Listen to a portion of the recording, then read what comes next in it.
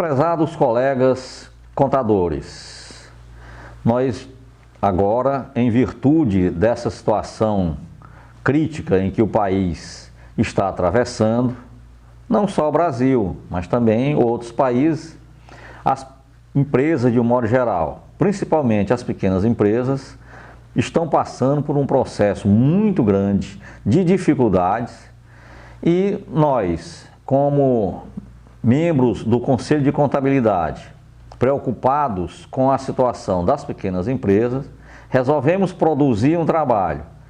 Esse trabalho, ele recebeu o título de Ações de Apoio à Gestão Financeira para Micro e Pequenas Empresas, com a finalidade de proporcionar a esses pequenos empresários um apoio classista e um apoio social para que essas empresas realmente elas possam receber essa ajuda complementar e possam sair dessa situação em que elas se encontram. Nós poderíamos ter feito um trabalho diretamente para os empreendedores, diretamente para as empresas ou para outros profissionais, gerentes, chefes ou pessoas encarregadas da área financeira da empresa. Mas nós preferimos focar para os contadores. Por que os contadores? Porque são esses profissionais que têm a expertise do negócio. Os contadores são pessoas que são atentas às mudanças, estão acompanhando tudo que está alterando na legislação a cada instante e todos os projetos do governo no sentido de oferecer oportunidade para as empresas. Então, é esse profissional que convive com as empresas no seu dia a dia. Também existe a proximidade dos contadores com as pequenas empresas. Não há empresa sem um contador. Por menor que seja, elas precisam do trabalho desses profissionais.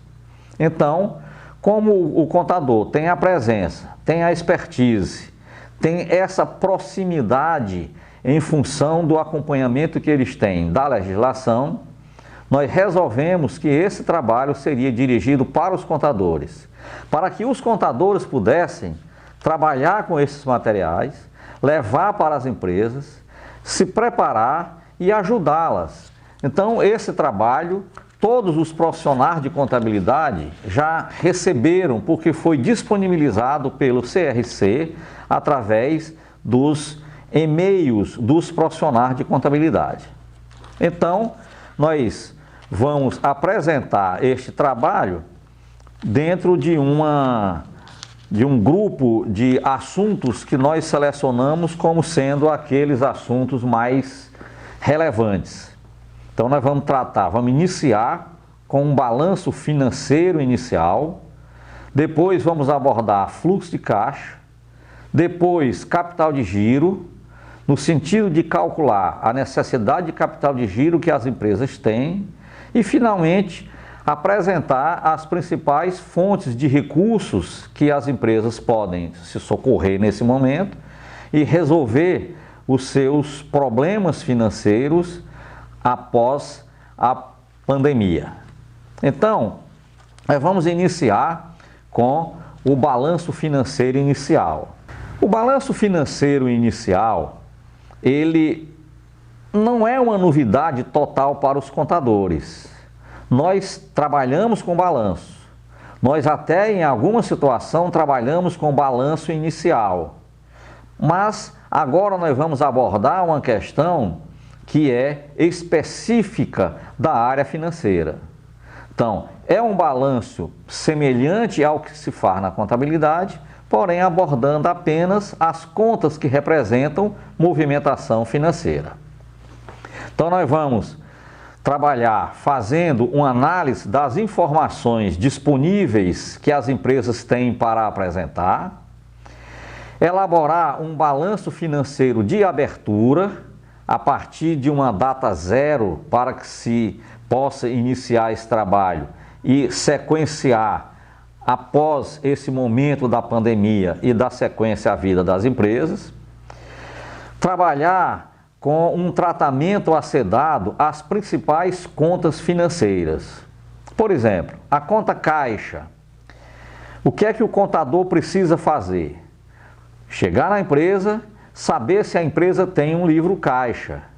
Como é que ela faz o controle de caixa, de entradas e saídas de dinheiro? Isso pode ser um livro, pode ser uma planilha, pode ser um boletim. E as empresas têm formas diferentes de fazer esse controle. Os bancos, terá que ser solicitado os extratos bancários.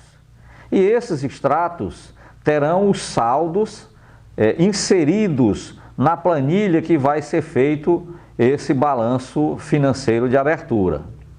Aplicações financeiras, também a partir de extratos, eventualmente as empresas, por menor que sejam, possam ter algum saldo de alguma aplicação em poupança ou uma outra aplicação de curto prazo.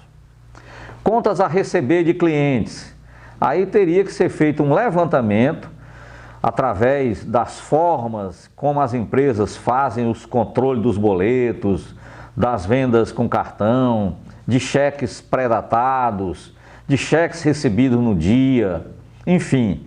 As contas a receber, as empresas, por menor que sejam, por mais desorganizadas que sejam, pelo menos as contas a receber, as empresas fazem anotações.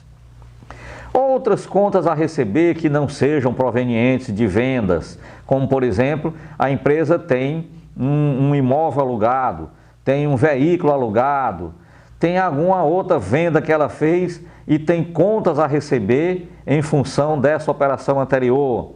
E outras operações que representem efetivamente entrada de dinheiro para o caixa da empresa. Os estoques. É necessário que seja feito um levantamento de estoque, um inventário de estoques. Esse inventário é necessário que algumas providências sejam tomadas. Por exemplo, separar os produtos por famílias. Por que isso? Porque algumas famílias de produto, alguns tipos de produtos, têm mais facilidade de venda. Então, nesse momento que a empresa precisa fazer dinheiro, ela deve dar prioridade a esses produtos que, num prazo mais curto, vão se transformar em dinheiro. Outros produtos que têm mais dificuldade de venda, a empresa pode fazer uma programação, fazer um incentivo para que alguém compra 3, pague 2 e leve 3, ou alguma outra forma de promoção para que esses produtos eles realmente sejam convertidos em dinheiro de maneira um pouco diferente do que seria o normal de esperar que um cliente venha e procure esse produto. Contas a pagar. Da mesma forma que as contas a receber, as empresas elas têm controle de contas a pagar. Esses controles são feitos em planilhas, são feitos em cadernos, são feitos em fichas, são feitos em outras anotações, são feitas em programas, em software. As empresas às vezes têm programas que fazem controle financeiro e têm essas contas a pagar controladas. Da mesma forma, os empréstimos bancários.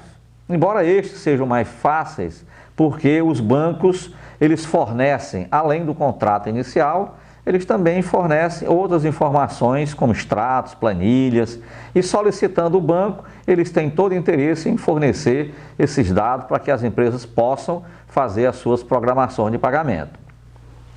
Também outras contas a pagar, como contas que estejam em atrasos, o aluguel que a empresa deixou de pagar durante essa pandemia, conta de água, de luz, de telefone, até algum salário atrasado, qualquer outra forma de obrigação que a empresa tinha e não pagou. Mas é uma dívida efetiva, é uma dívida que a empresa realmente sabe que tem e precisa agora se programar para pagar. Além dessas contas, que são as contas principais, outras contas podem o contador entender que elas também fazem parte dessa movimentação financeira. Com isso em mãos, então chegou a hora de organizar o balanço financeiro, que ele tem um aspecto muito semelhante ao de um balanço patrimonial que nós contadores fazemos com habitualidade.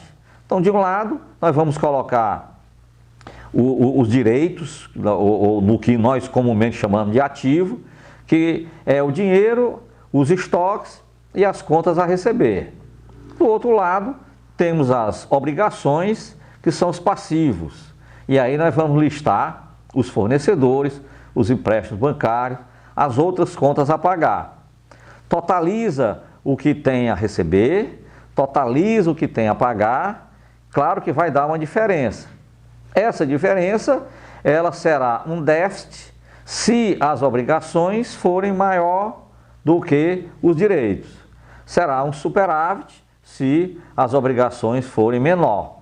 Então, somando o déficit ou o superávit da forma como está nesse demonstrativo apresentado no trabalho, a gente totaliza e uma soma tem que ser igual à outra, porque isso aqui, apesar de ser uma situação especial, ele nada mais é do que um demonstrativo financeiro. Não é uma demonstração contábil, mas ele é um demonstrativo financeiro elaborado pela contabilidade. Na próxima videoaula nós vamos apresentar o fluxo de caixa. Então, com essa apresentação, com esse quadro aqui, nós concluímos esse balanço financeiro inicial e nós recomendamos que os colegas analisem o trabalho e aí tem mais informações mais analíticas e também complementem com informações que possam ser obtidas por outras fontes. Ok? Então, até o próximo vídeo.